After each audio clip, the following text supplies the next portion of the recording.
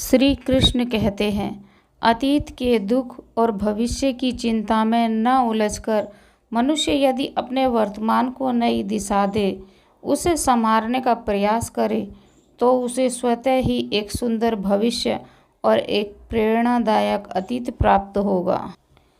वह जो सभी इच्छाएं त्याग देता है और मैं और मेरा की लालसा और भावना से मुक्त हो जाता है, उसे शांति प्राप्त होती है।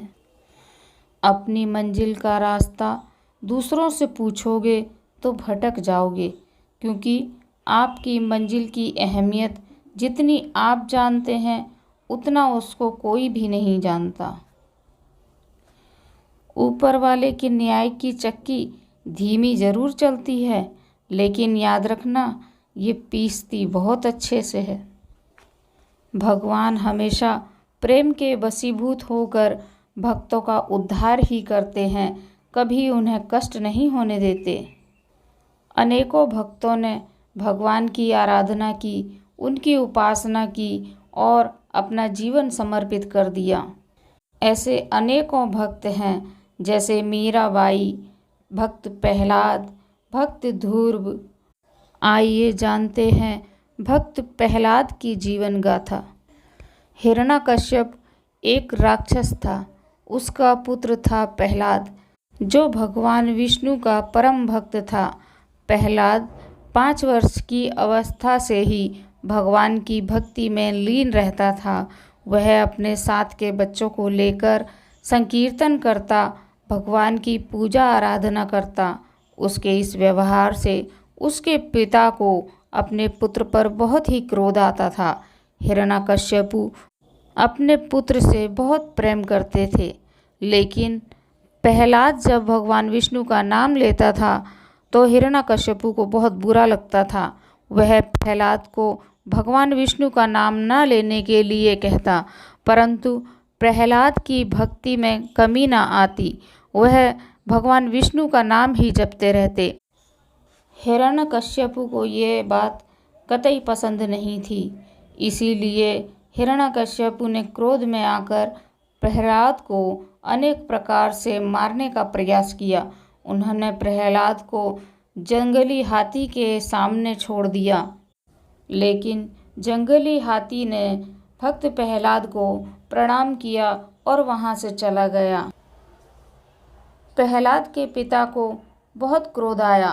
उन्होंने सैनिकों को आदेश दिया कि इसको ले जाओ और ऊंची पहाड़ी से नीचे समुद्र में फेंकवा दो। सिपाहियों ने भी वही किया, लेकिन बीच में ही भगवान ने उसे गोद में उठा लिया। प्रहलाद के पिता ने अनेकों प्रयास किए प्रहलाद को मारने के लिए, लेकिन वह सफल नहीं हुआ।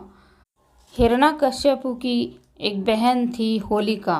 होलिका को वरदान में एक वस्त्र मिला था, जिसे पहनकर वह आग में बैठ जाए तो वह जल नहीं सकती। होलिका भक्त प्रहलाद को मारने के लिए वस्त्र पहनकर उन्हें गोदी में लेकर आग में बैठ गई। भक्त प्रहलाद भगवान विष्णु की आराधना करते रहे, जिसके फलस्वरूप एक ऐसी हवा चली कि जो होलिका ने वस्त्र पहन रखा था, वह वस्त्र होलिका से उड़कर भक्त प्रहलाद के ऊपर आ गया, जिसके परिणाम स्वरूप होलिका जल गई और भक्त प्रहलाद का बाल भी बांका नहीं हुआ। सभी गांव वाले, नगर वाले बहुत खुश हुए और उन्होंने खुश होकर उत्सव मनाया। एक दूसरे पर रंग डाला, लाल डाला और सभी नाचने गाने लगे। तभी से होली का पर्व मनाया जाने लगा। आइए जानते हैं होली मनाने का एक और कारण। शिव महापुराण के अनुसार हिमालय की पुत्री पार्वती शिव से विवाह करने हेतु कठोर तपस्या कर रही थी और शिव तपस्या में लीन थे। इंद्र का भी शिव पार्वती विवाह में स्वार्थ छिपा था कि ताड़कासुर का वध शिव पार्वती के पुत्र द्वारा होना था। इसी वजह से इंद्र आदि देवताओं ने कामदेव को शिवजी की तपस्या भंग करने के लिए भेजा। भगवान शिव की समाधि को भंग करने के लिए कामदेव ने शिव पर अपने पुष्प बाणों का प्रहार किया और उन्होंने बसंत से आग्रह किया कि तुम मेरी सहायता करो। बसंत ने भी कामदेव की सहायता की और अपनी शक्ति का प्रयोग किया। सारी पृथ्वी पर प्रेममय वातावरण हो गया और शिव के मन में भी प्रेम और काम का संचार होने लगा। उनकी समाधि भंग हो गई। इससे क्रोधित होकर भगवान शिव ने अपना तीसरा नेत्र खोल दिया और कामदेव को भस्म कर दिया।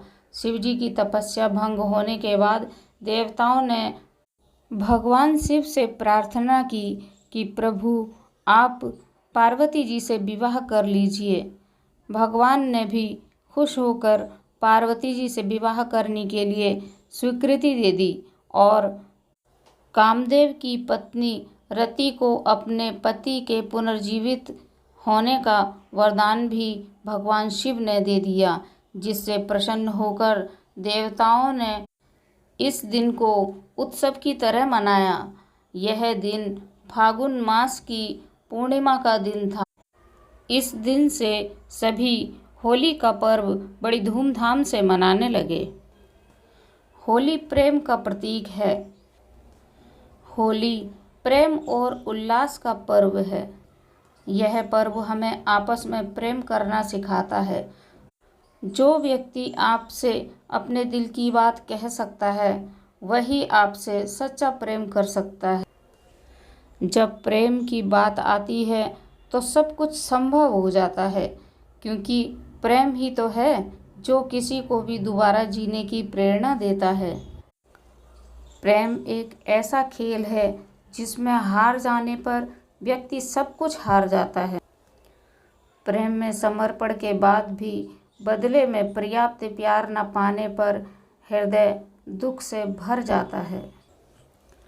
लोग प्रेम की बातें करते हैं लेकिन निभाते नहीं।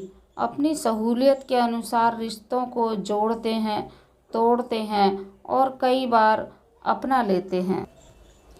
घर परिवार की कलह को यदि हम खत्म करना चाहते हैं, समाज से भेदभाव को दूर करना चाहते हैं, तो प्रेम का अर्थ समझना ही होगा।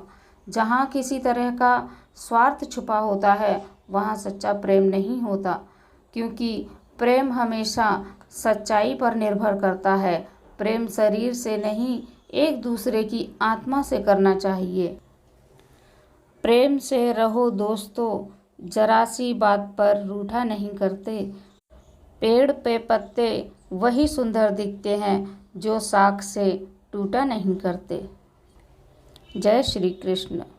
राधे राधे। आप सभी खुश रहें, मस्त रहें और अपना ध्यान रखें।